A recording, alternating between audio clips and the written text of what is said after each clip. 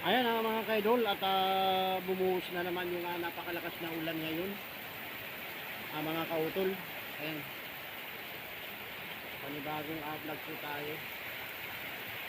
Kaya pala kanina mga kautol ay napakadilim ng kalangitan. So ayan at biglang bigla na bumuhos ang ulan. Malakas. Ayan mga kautol, oh. Nakikita nyo dyan.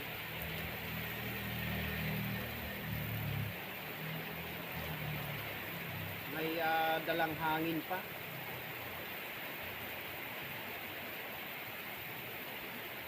Iwan ko lang ito mamaya pagka tumila mga kautol ay mamamasada si Dong. Ay mga kautol at update lang sa aking YouTube channel na si Bidon TV Vlog na. Ayan po.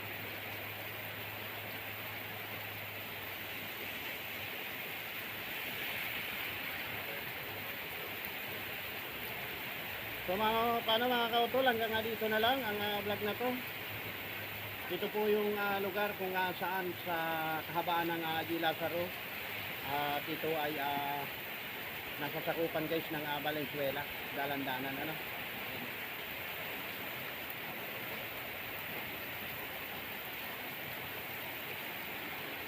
Medyo may hangin yung ulan guys.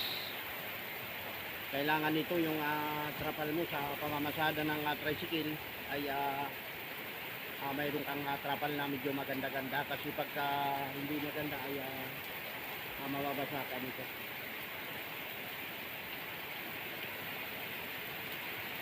Maganda ito sa mga pananim mga kautol, yung ganitong ulan. Pagka umuulan na ganyan, yung mga tinanim, katulad ko mahilig ako magtanim-tanim, ay siguradong madidiligan at lalago yung tinanim, no. Meron ako mga kautol na tanim dito sa may amin, sa may papunta ng aking garayan. Nagtanim ako ng okra, talbos ng kamuti at mani. May mani tayong tanim. Mga kautol, buti na lang maghapon tayo ngayon dito sa barber shop at hindi tayo abutin ng pasman ito kasi maghapon tayo dito sa barber shop. Hindi katulad ng mamasada ka ng tricycle ay grabe, no, mapapat. So mga kautol, hanggang dito na lang ang vlog na to. Ayan at maraming salamat sa inyong suporta. Bye-bye na po, bye-bye.